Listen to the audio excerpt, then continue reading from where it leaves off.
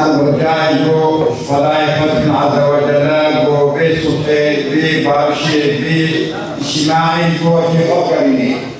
وبيان فضائح خير وخيرات وهدوء وفشيلنا على ما استعملنا باجتماعنا بقابلنا بإذن الله وضعت القرآن كريم بيان لبسرعته كل ما في داخله سرعته أمين عن الناس إنسان الإنسان عبد كيس جوانا وذلك خمنا